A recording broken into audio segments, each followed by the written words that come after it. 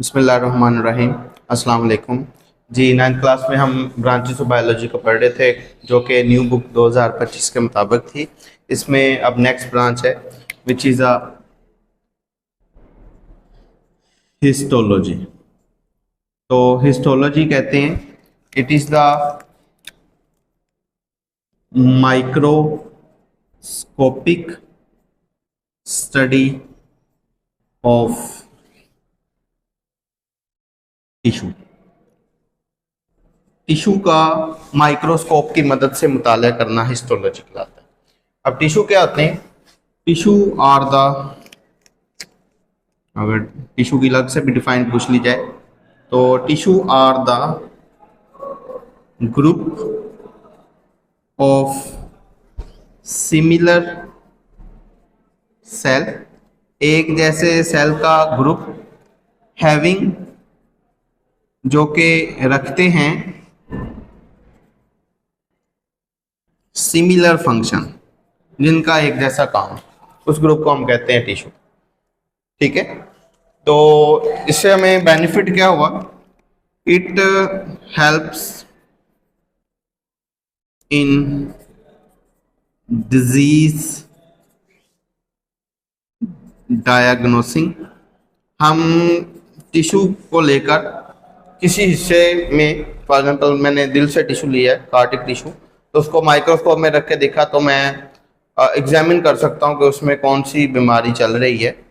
ठीक है, तो इस तरह जो हिस्टोलॉजिस्ट हैं वो किसी भी मुतलका हिस्से में जहाँ पे बीमारी होती है उस हिस्से से एग्जामिन करते हैं टिश्यूज़ को, सेल्स को आइडेंटिफाई करते हैं डिजीज।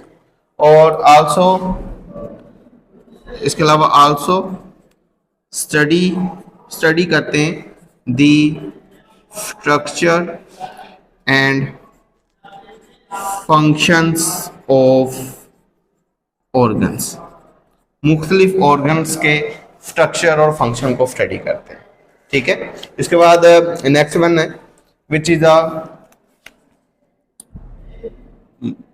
Molecular biology. तो नाम से आपने याद रख लेना, मॉलिक्यूलर लफ्ज़ शो करता है मॉलिक्यूल्स को। तो deal with the, it deal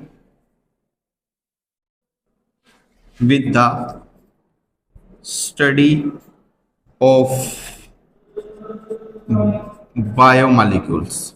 इसमें हम स्टडी करते हैं बायोमॉलिक्यूल्स। अब मॉलिक्यूल क्या होता है? मॉलिक्यूल कहते हैं जब एलिमेंट आपस में जुड़ते हैं थ्रू आयनिक और कोवलेंट बॉन्ड, तो उनके जुड़ने से, उन एलिमेंट के कॉम्बिनेशन से जो स्ट्रक्चर बनता है उसको हम कहते हैं मॉलिक्यूल। और वो मॉलिक्यूल जो जिंदा जानवरों की बॉडी में हो उसको हम नाम दे देंगे बायोमॉलिक्यूल। अब वो बायोमॉलिक्यूल कौन कौन से हैं? such as carbohydrates, proteins and lipids। ठीक है, तो these are the biomolecule which are present in our body। इसके बाद जो मॉलिक्यूलर बायोलॉजी पे काम करता है उसको नाम दिया जाता है मॉलिक्यूलर बायोलॉजिस्ट। Molecular biologist. तो जो मॉलिक्यूलर बायोलॉजिस्ट है they study the fundamental life processes. ये जिंदगी के बुनियादी अमाल को स्टडी करते हैं। और दे आल्सो डिवेलप, ये बनाते हैं ड्रग्स, मुख्तलिफ अद्वियात को। ठीक है, एंड दे आल्सो क्रिएट, और बनाते हैं GMO. GMO stand for genetically modify organism. ये आप 8th क्लास जिसने पढ़ी है तो उसमें ये टॉपिक था।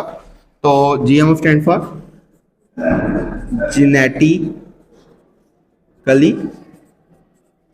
मॉडिफाइड, ऐसे जानदार जिनके जीन्स को बदल दिया गया, उन जानदारों को हम कहते हैं जीएमओ। जिस तरह हमने इंसानी इंसुलिन का जो जीन था वो बैक्टीरिया में डाला, तो वो बैक्टीरिया इस काबिल हो गया कि जब वो अपने आप को मल्टीप्लाई करता था तो हमें इंसुलिन बना के देता है, और आज उसको डायबिटिक पेशेंट यूज़ कर रहे हैं। तो वो बैक्टीरिया क्या है? एक जीएमओ, ठीक है, जिसका जीन्स बदल दिया गया। मॉडिफाई का मतलब है तब्दील कर देना। क्लियर? उसके बाद नेक्स्ट है जी, which is palaeontology.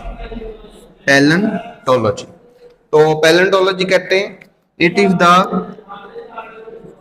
Is the study of fossil.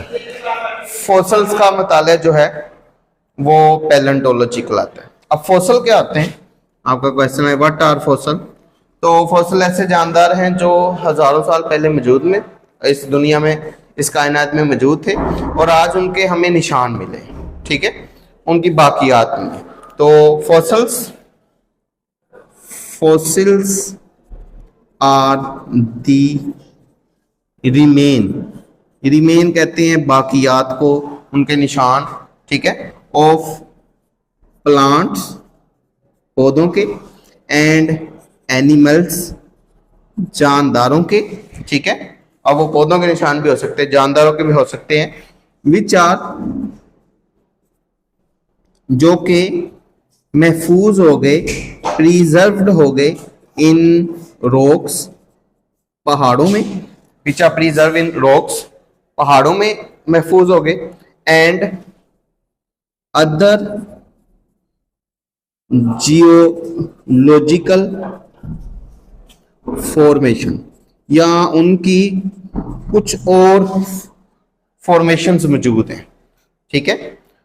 अब हमें इन द रॉक्स या इन द सैंड मुख्तलिफ जानदारों की बाकियात नजर आए, जिसमें हम एक फॉसल की बात करते हैं, such as fossil of dinosaur.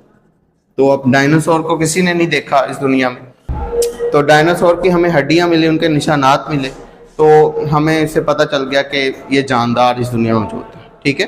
तो जो जानदार के निशान बच जाएं, बाकियात बच जाएं, उनको हम नाम देंगे फॉसल का। और इसमें एक एग्जांपल है द एंशियंट, सबसे पुराने फॉसल जो हैं वो हमें मिले एक बैक्टीरिया के, विच इज अ साइनोबैक्टीरियम, ठीक है, जो कि अबाउट 3.6 बिलियन ईयर ओल्ड थे, ठीक है, 3.6 बिलियन साल जो वो फॉसल्स थे वो पुराने थे। क्लियर? और रिपीट कर देता हूँ, study of fossil is called palaeontology.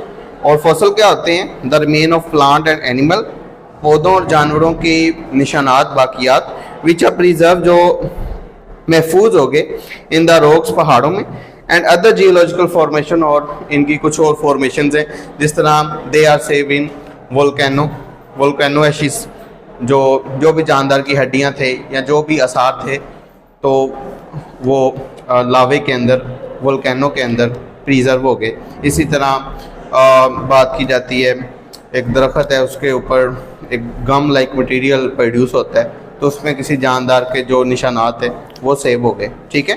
तो इस तरह इनकी अदर जियोलॉजिकल फॉर्मेशंस कोई और इनकी साख्त मौजूद हो सकती है, ठीक है।